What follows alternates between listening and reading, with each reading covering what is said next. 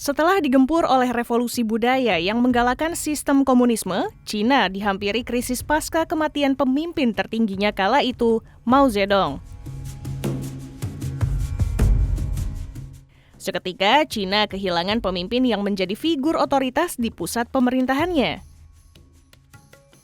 Reformasi ekonomi besar-besaran pun akhirnya terjadi dan membuka jalan bagi Cina menjadi negara maju dan adidaya di dunia.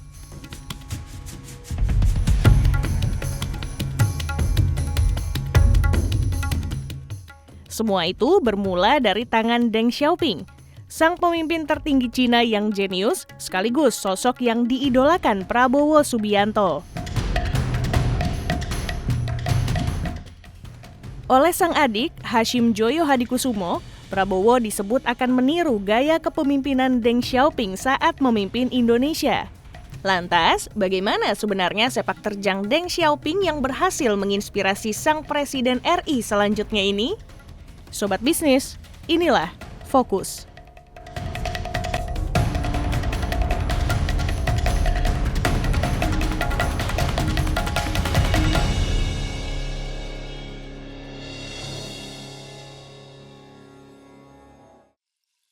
Deng Xiaoping merupakan pemimpin tertinggi Republik Rakyat Cina yang menjabat sejak 1978 hingga 1989. Dirinya dikenal sebagai sosok yang melunturkan doktrin komunis di Cina dan berhasil menyamai catatan Mao Zedong sebagai salah satu pemimpin paling berpengaruh di Cina.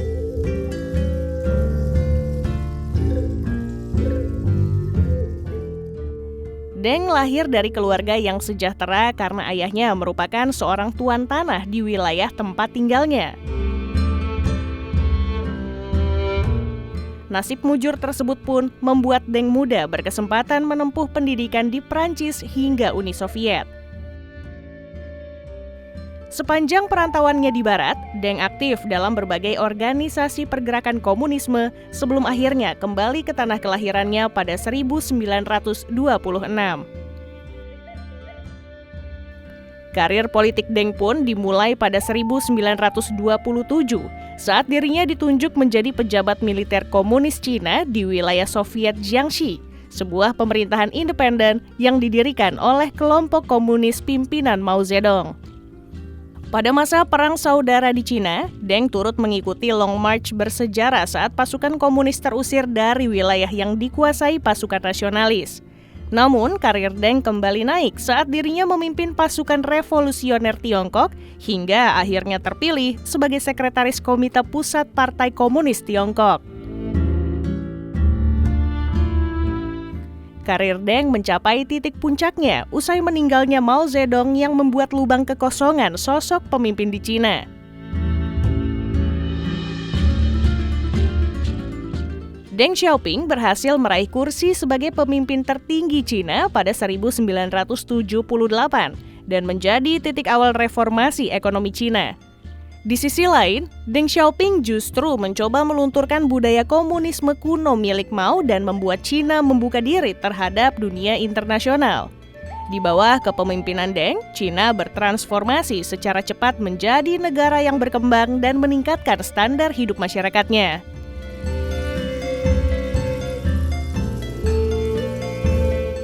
Pada 1979, Deng Xiaoping bahkan menjadi presiden Cina pertama yang melakukan kunjungan kenegaraan resmi ke Amerika Serikat. Kunjungan tersebut pun menegaskan komitmen Deng untuk membuka hubungan dagang antara Cina dengan negara-negara internasional, sekaligus membuka keran investasi asing untuk pembangunan Cina.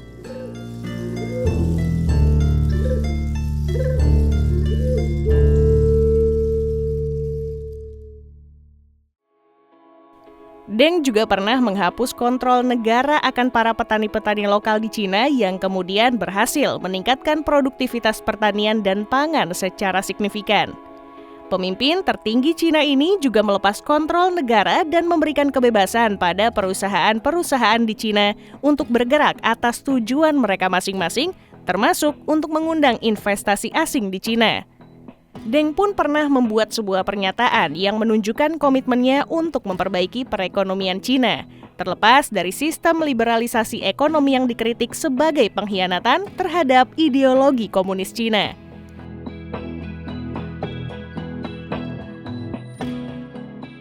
Masifnya industrialisasi yang didukung oleh melimpahnya sumber daya di Cina pun membuat Deng sukses membawa Cina menjadi salah satu pusat perdagangan dunia. Pemerintahan Deng juga memiliki ciri khas tersendiri, yaitu sangat berfokus pada reformasi ekonomi sebagai isu utama. Salah satu bukti keberhasilan Deng yang menjadi warisan hingga saat ini adalah kota Shenzhen, yang dulunya hanya merupakan desa para nelayan dengan kehidupan yang tidak sejahtera.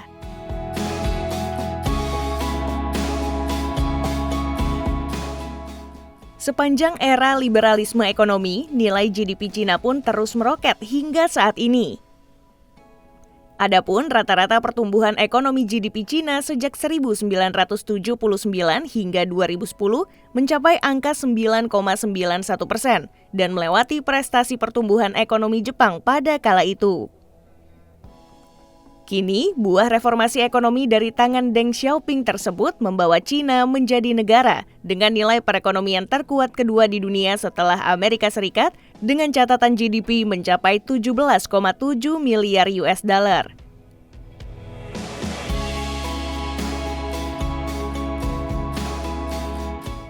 Sederet prestasi Deng menyelamatkan dan mereformasi perekonomian Cina pun membuatnya dijuluki sebagai Bapak Ekonomi dan Sang Arsitek Modern Cina. Sosok yang diidolakan oleh Prabowo Subianto tersebut pun terkenang sebagai salah satu pemimpin paling berpengaruh dalam peradaban modern Republik Rakyat Cina. Lantas, apakah Prabowo yang ingin meniru kepemimpinannya juga akan berhasil membawa Indonesia menuju pertumbuhan ekonomi yang sukses?